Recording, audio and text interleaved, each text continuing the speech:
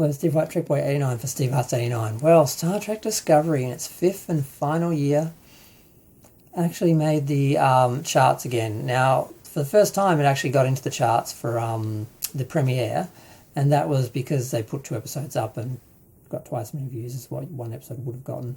So that doesn't actually mean a lot of people are watching it. It just means there are a lot of minutes to actually devour for the people who are.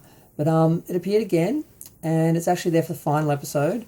So there's no tricks, there's no double episode. You know, they actually got 269 million minutes viewed for the final episode, I believe. But I'm still unclear as to whether they're counting the minutes for the actual episodes that are released, or if they're counting the series overall. And that means it basically got the same amount of views the whole 5 years has gotten of the show, and maybe a little bit of a bump because of the final episode.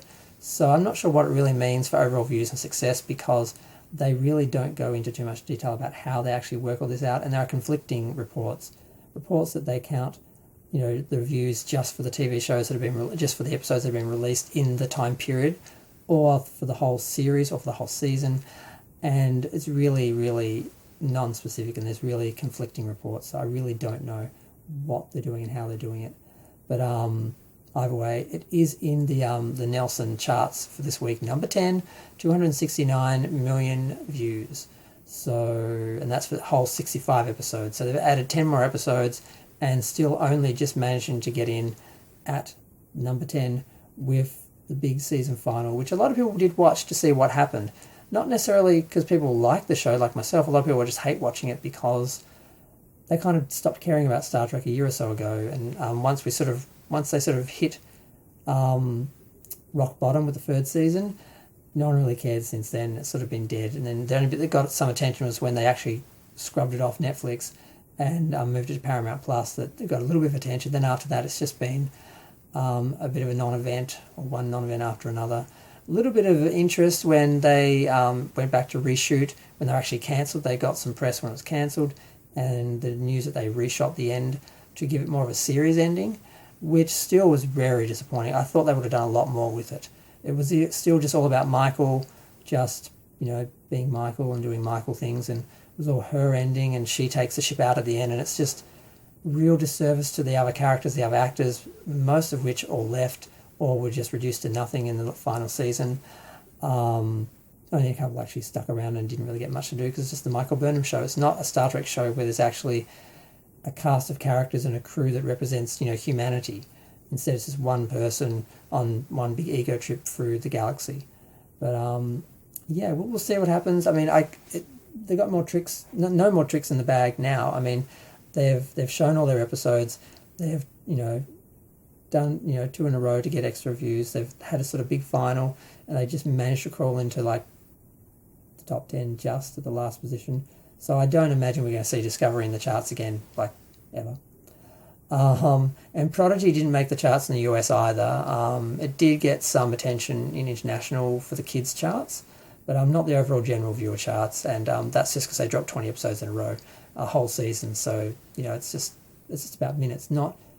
They really should be focusing on how many people watch the show, not how long they watch the show for.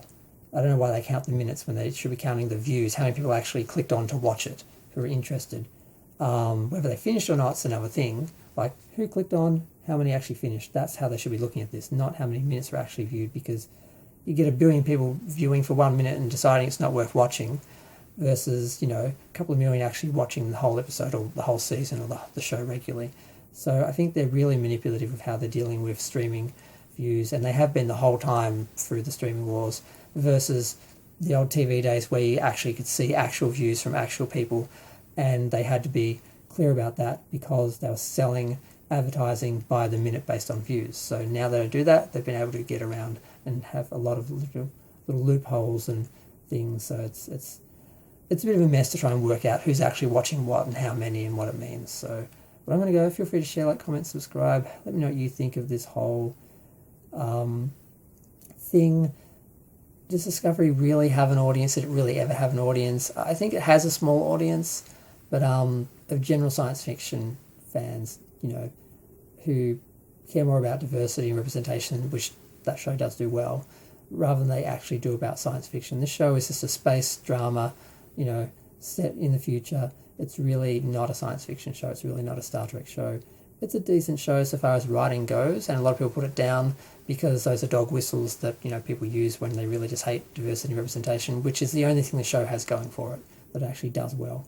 Everything else is just confused, and that's a whole nother video I could go on about, but I'm not going to. I'm going to go.